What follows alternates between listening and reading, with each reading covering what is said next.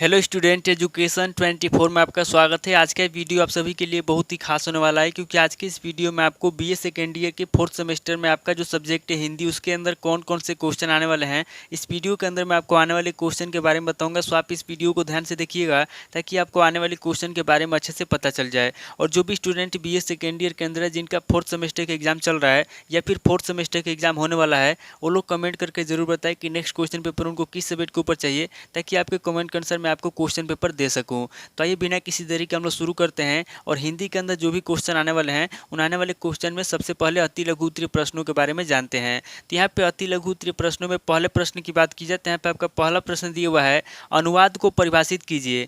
पहला प्रश्न कह रहा है जो अनुवाद है, यहाँ पे आपको अनुवाद की परिभाषा लिखना है। अब अगले क्वेश्चन की बात की जाए तो यहाँ पे आपका दूसरा क्वेश्चन दिया हुआ है, अनुवादक के गुण क्या है। दूसरा क्वेश्चन कह रहा है जो अनुवादक होते हैं उनके क्या गुण होते हैं, यहाँ पे आपको अनुवादक के गुण बताना है। अब अगले क्वेश्चन की बात की जाए तो यहाँ पे आपका तीसरा क्वेश्चन दिया हुआ है, अनुवाद प्रक्रिया के चरणों को बताइए। तीसरा क्वेश्चन कह रहा है जो अनुवाद प्रक्रिया है उसके कौन कौन से चरण हैं, यहाँ पे आपको अनुवाद प्रक्रिया के चरणों को बताना है। अब अगले क्वेश्चन की बात की जाए तो यहाँ पे आपका चौथा क्वेश्चन दिया हुआ है, कोश से क्या तात्पर्य है। चौथा क्वेश्चन कह रहा है कि कोश से क्या तात्पर्य है, यहाँ पे आपको कोश के बारे में बताना है। अब अगले क्वेश्चन की बात की जाए तो यहाँ पे आपका पांचवा क्वेश्चन दिया हुआ है, सामान्य भाषा शब्दकोश क्या होता है।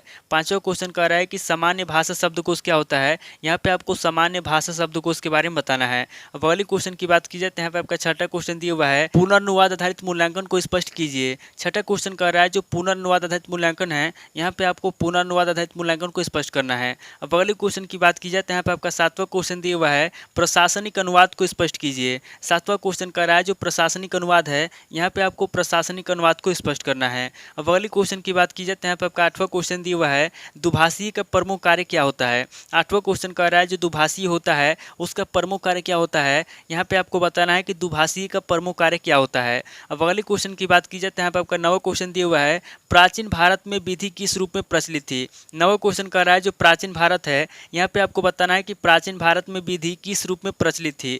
अब अगले क्वेश्चन की बात की जाए तो यहाँ पे आपका 10वां क्वेश्चन दिया हुआ है, भारत की सबसे बड़ी बैंकिंग संस्था का नाम क्या है। 10वां क्वेश्चन कह रहा है कि भारत की सबसे बड़ी बैंकिंग संस्था का नाम क्या है, यहाँ पे आपको भारत की सबसे बड़ी बैंकिंग संस्था का नाम बताना है।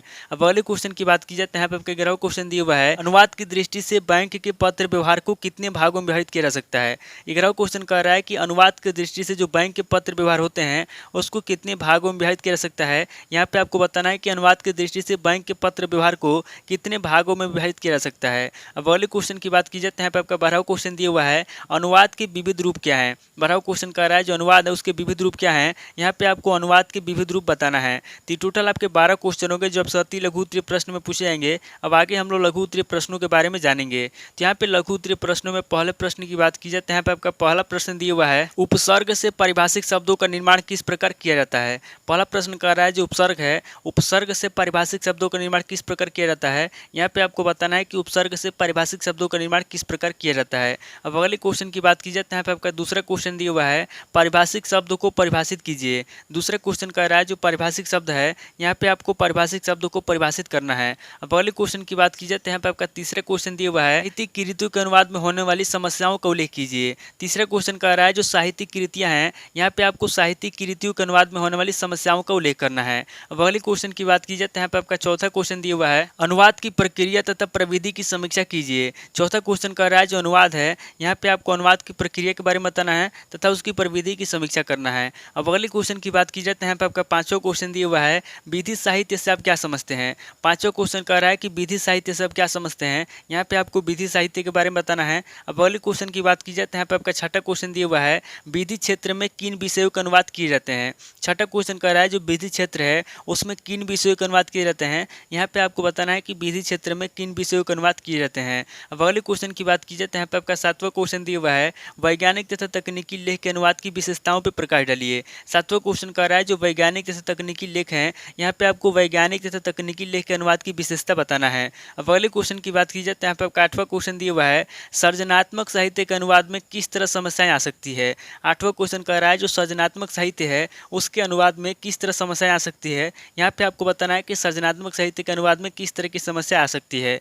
अब अगले क्वेश्चन की बात की जाए तो यहाँ पे आपका नवा क्वेश्चन दिया हुआ है, अनुवाद मूल्यांकन के मुख्य आयाम या गुणों पर प्रकाश डालिए। नवा क्वेश्चन कह रहा है जो अनुवाद मूल्यांकन है उसके मुख्य आयाम क्या है या फिर उसके गुण क्या हैं, यहाँ पे आपको अनुवाद अनुवाद मूल्यांकन के मुख्य आयाम के बारे में बताना है या फिर उसके गुणों पे प्रकाश डालना है। अब अगले क्वेश्चन की बात की जाए तो यहाँ पे आपका 10वां क्वेश्चन दिया हुआ है, शब्दकोश के उपयोग बताइए। 10वां क्वेश्चन कह रहा है जो शब्दकोश है यहाँ पे आपको शब्दकोश के उपयोग बताना है। अब अगले क्वेश्चन की बात की जाए तो यहाँ पे आपका 11वां क्वेश्चन दिया हुआ है, उच्चारण का क्या आशय है, इसकी उपयोगिता को संक्षेप में बतलाइए। 11वां क्वेश्चन कह रहा है कि उच्चारण का क्या आशय है, यहाँ पे आपको सबसे पहले उच्चारण का आशय बताना है, उसके बाद आगे आपको इसकी उपयोगिता को संक्षेप में बतलाना है।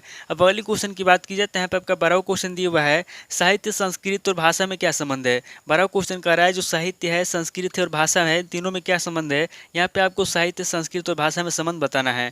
अब अगले क्वेश्चन की बात की जाए तो यहाँ पे आपका 13वां क्वेश्चन दिया हुआ है, मशीनी अनुवाद का क्या आशय है। 13वां क्वेश्चन कह रहा है जो मशीनी अनुवाद है उसका क्या आशय है, यहाँ पे आपको मशीनी अनुवाद का आशय बताना है। अब अगले क्वेश्चन की बात की जाए तो यहाँ पे आपका 14वां क्वेश्चन दिया हुआ है, अनुवाद की विशेषताएं क्या है। 14वां क्वेश्चन कह रहा है जो अनुवाद है उसकी विशेषता क्या है, यहाँ पे आपको अनुवाद की विशेषताएं बताना है। टोटल आपके 14 क्वेश्चन होंगे जो आपसे लघु उत्तरीय प्रश्न में पूछे जाएंगे। अब आगे हम लोग दीर्घ उत्तरीय प्रश्नों के बारे में जानेंगे। तो यहाँ पे दीर्घ उत्तरीय प्रश्नों में पहले प्रश्न की बात की जाए तो यहाँ पे आपका पहला प्रश्न दिया हुआ है, अनुवादक के गुण एवं दायित्व पर प्रकाश डालिए। पहला प्रश्न कह रहा है जो अनुवादक है उसके क्या गुण हैं, यहाँ पे आपको सबसे पहले अनुवादक के गुण बताना है, उसके बाद आगे आपको उसके दायित्व पर प्रकाश डालना है। अब अगले क्वेश्चन की बात की जाए तो यहाँ पे आपका दूसरा क्वेश्चन दिया हुआ है, साहित्य शैलियों के आधार पर अनुवाद के भेद क्या है। दूसरा क्वेश्चन कह रहा है जो साहित्य शैली है, यहाँ पे आपको बताना है कि साहित्य शैलियों के आधार पर अनुवाद के भेद क्या है।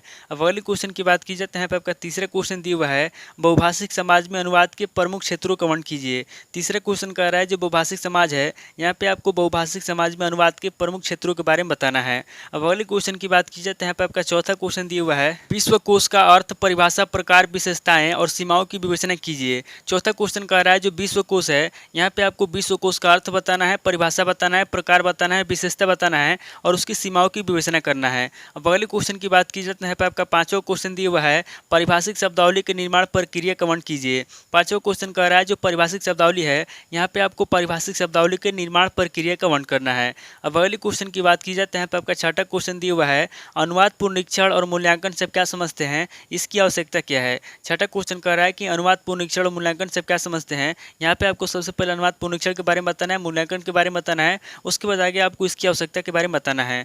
अब अगले क्वेश्चन की बात की जाए तो यहाँ पे आपका सातवां क्वेश्चन दिया हुआ है, बैंक कारोबार में अनुवाद की आवश्यकता पर अपने विचार प्रकट कीजिए। सातवां क्वेश्चन कह रहा है जो बैंक कारोबार है, यहाँ पे आपको बैंक कारोबार में अनुवाद की आवश्यकता पर अपने विचारों के बारे में बताना है। अब अगले क्वेश्चन की बात की जाए तो यहाँ पे आपका आठवां क्वेश्चन दिया हुआ है, विधि साहित्य सब क्या समझते हैं, इसका अनुवाद किस उद्देश्य की पूर्ति करता है। आठवां क्वेश्चन कह रहा है कि विधि साहित्य सब क्या समझते हैं, यहाँ पे आपको सबसे पहले विधि साहित्य के बारे में बताना है, उसके बाद आगे आपको इसका अनुवाद किस उद्देश्य की पूर्ति करता है, इसके उद्देश्य के बारे में बताना है। अब अगले क्वेश्चन की बात की जाए तो यहाँ पे आपका नवा क्वेश्चन दिया हुआ है, विधि अनुवाद की संक्षेप में विवेचना कीजिए। नवा क्वेश्चन कह रहा है जो विधि अनुवाद है, यहाँ पे आपको विधि अनुवाद की संक्षेप में विवेचना करना है। अब अगले क्वेश्चन की बात की जाए तो यहाँ पे आपका 10वां क्वेश्चन दिया हुआ है, सामाजिक विषयों का अनुवाद की अवधारणा क्या है, सामाजिक विषयों के अनुवाद की समस्याओं पर प्रकाश डालिए।